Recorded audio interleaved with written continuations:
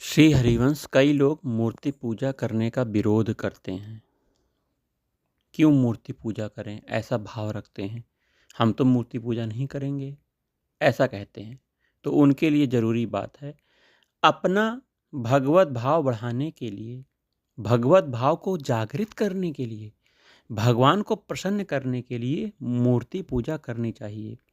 हमारे अंतःकरण में सांसारिक पदार्थों का जो महत्व अंकित है, उसमें हमारी जो ममता आसक्ति है, उसे मिटाने के लिए ठाकुर जी की पूजा करना, पुष्प माला चढ़ाना, भोग चढ़ाना, अच्छे अच्छे वस्त्र पहनाना, आरती उतारना, भोग लगाना आदि बहुत आवश्यक है।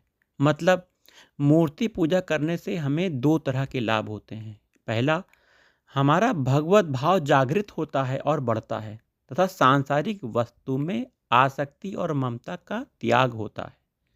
मनुष्य के जीवन में कम से कम एक जगह ऐसी होनी चाहिए जिसके लिए मनुष्य अपना सब कुछ त्याग कर सके।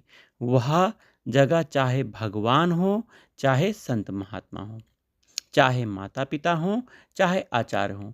कारण कि इससे मनुष्य की भौतिक भावना कम होती है और धार्मिक आध्यात्मिक भावना बढ़ती है। एक बार कुछ तीर्थयात्री काशी की परिक्रमा कर रहे थे। वहां पर एक पंडा उन यात्रियों को मंदिरों का परिचय देता है, शिवलिंग को प्रणाम करवाता है और उसका पूजन करवाता है। उन यात्रियों में कुछ आधुनिक विचारधारा के लड़के थे। उनको जगह जगह प्रणाम आदि करना अच्छा नहीं लगा।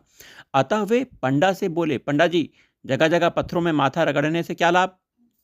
वहां एक संत खड़े थे।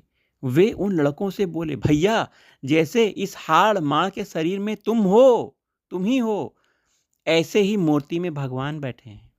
तुम्हारी आयु तो बहुत थोड़े वर्षों की है, पर ये शिवलिंग बहुत वर्षों के हैं। अतः आयु की दृष्टि से शिवलिंग तुम्हारे बड़े भाई बड़े हैं, तुम्हारे से बड़े हैं। शुद्धता की दृष्टि से देखा जाए तो हाड़ मांस अशुद्ध होता है, पत्थर शुद्ध होता है। मजबूती की दृष्टि से देखा जाए तो हड्डी से मजबूत पत्थर है। अगर परीक्षा करनी हो तो अपना सिर मूर्ति में भिड़ा कर देख लो, सर फूटेगा, मूर्ति नहीं। तुम्हारे में कई दुर्गुण दुराचार हैं, पर मूर्ति कोई दुर्गुण दुराचार से युक्त नहीं है। तात्पर्य है कि मूर्ति सब दृष्टियों से श्रेष्ठ है, अतः मूर्ति पूजनीय है।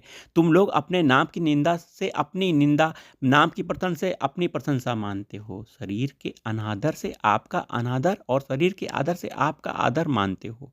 तो क्या मूर्ति में भगवान का पूजन, स्तुति, प्रार्थना आदि करने से उसको भगवान अपना पूजन, स्तुति, प्रार्थना नहीं मानेंगे?